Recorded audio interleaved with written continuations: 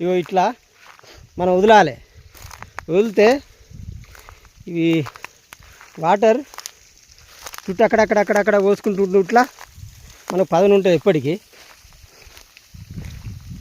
ఎక్కువ ఉన్నప్పుడు మనం ఇంకా లేటెల్ పైపులు పర్వాలే తోట్ల ఒక్కసారి రూటావేటర్ మధ్యలో కొట్టించి రూటావేటర్ నడిపించి మళ్ళీ పైపులు వరుసుడు జరుగుతుంది. చూడవచ్చు మన ఆయిల్ పామ్ తోట మిత్రులారా. దాదాపు 1 నెల 2 నెలలు అటు ఇటు అని 3 సంవత్సరాలు అవుతుంది. మనం ఇక పంటకు వదిలేయడమే ఒకసారి తీసి. ఇది ఎర్ర గడ్డ ఇది. ఈ గడ్డకు కొద్దిగా చెట్లు మామూలుగా పెరిగినాయి. అటు కిందికి మాత్రం విపరీతం పెద్ద పెరిగినాయి. ఇది గడ్డ ఉట్లా ఇక్కడ నీళ్లు నిలివాయి, అక్కడ నీళ్లు నిలుతాయి పెరిగినాయి. ఈ జిలుగు జనం పోతుంటేనే ఇది ఇంత పెరిగినాయి. ఇంత మళ్ళీ కిందికి పోతే మళ్ళీ బ్రహ్మాండంగా పెరిగినాయి. ఇది గడ్డ మీద ఉన్నట్లా గ్రోతు తేడా ఏర్పడుతుంది మనకు. తుల్లారా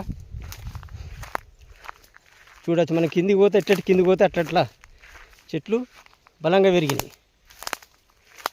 చూడవచ్చు మిత్రులారా, మన ఆయిల్ పామ్ తోట 8 ఎకరాలు. మనకు నీళ్ళు మన బావి అక్కడ ఉంటుంది. బావి మీద మనం ఏం చేస్తున్నాం, గుట్ట నీళ్ళు వస్తాయి. దాదాపు ఒక 200-300 ఫీట్ల కాలువ 20 ఫీట్ల లోతుతో తీసిన నీళ్ళు విపరీతంగా ఉన్నాయి. మనకు చేపలు కూడా వస్తాయి. ఇలా హుసేన్ మియా బావి చూడవచ్చు మిత్రులారా. ఇలా నీళ్ళు నిలిచినాయి. ఇదంతా దూల్దుమ్మ చెట్లు అవంతా తీగ వారినాయి. మనం ఎక్కువ గడ్డి మందు ఉపయోగించకపోవట్లా అట్లా విరిగినాయి. చూడవచ్చు మిత్రులారా, చెట్టు స్ట్రెమ్ మాత్రం అనుకున్నంత బ్రహ్మాండంగా వచ్చినాయి. కొద్దిగా చెట్లు ఉన్నాయి, సాగు చేయాలి గెలలు తీసేటప్పుడు. మిత్రులారా, ఆయిల్ పామ్ తోట ఒక్క 3 సంవత్సరాలు కష్టపడితే మాత్రం 30 ఏళ్ళ ఆదాయం ఉంటుంది, 30 ఏళ్ళ రాబడి. కష్టానికి తగ్గ ఫలితం ఖచ్చితంగా ఉంటుంది. ఒక 3 సంవత్సరాలు మాత్రం చిన్నపిల్లలు కాపాడిన